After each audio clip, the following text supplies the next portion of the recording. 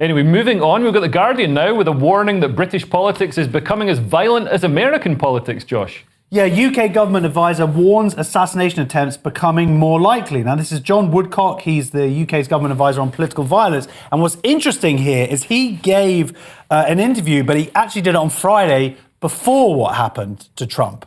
And he was already talking about it. So what this really is in response to what happened to various MPs in our... Jess Phillips, but not just Jess Phillips, a bunch of people, and how messed up the electoral procedure was. Basically intimidation, violence. Who was it coming from? It came, unfortunately, from predominantly the Muslim community. Where it's coming from. Not all Muslims, but the extremist Islamists, and banded together.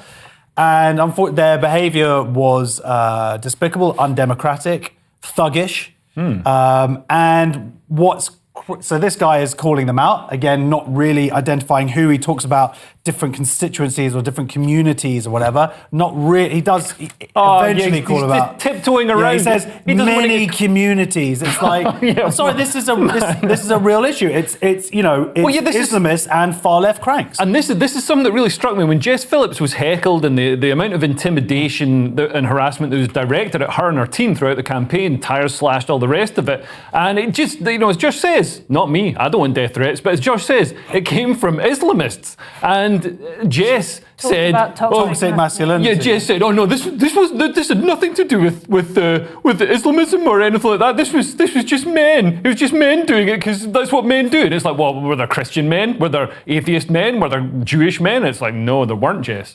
Do you know what, though? All of this means that becoming a politician, you have to be really, really tough, and that sort of suits you, doesn't it? They need to be warriors now, getting involved in politics. Like Paddy Ashdown. If you like, there won't be any. It's not very be kind, is it, at the moment, politics? No, but the problem is here. This is an emboldenment of extremist Muslims in this country who have been emboldened by 9 months of hate marches, of the police pretty much letting them get away with some pretty crazy stuff.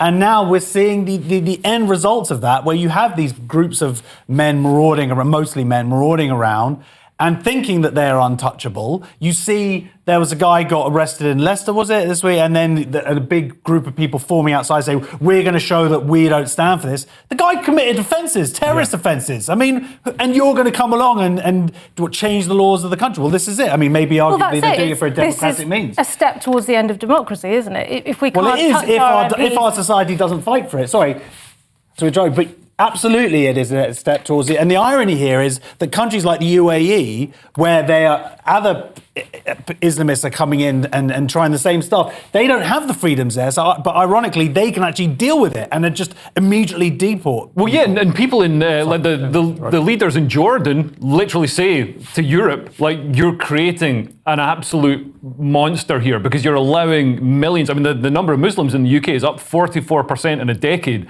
So within a couple of decades, we're going to have a pretty substantial plurality of Muslims in this country.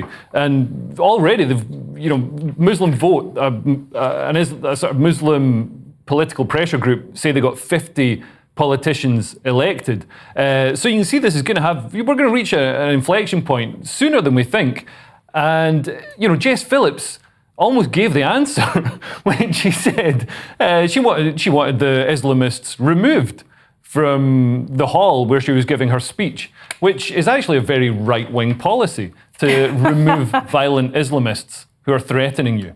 No, I think once you're an Islamist, that's fair game, isn't it? Well, actually, that's one. Before we move on, genuinely here, people who aren't UK citizens, brilliant, deport them. But Islamists who are UK citizens, who are born here, what is the answer then? No one ever sort of seems to talk about that. I don't know what the answer is, but that's an issue. Yeah, no, it absolutely is.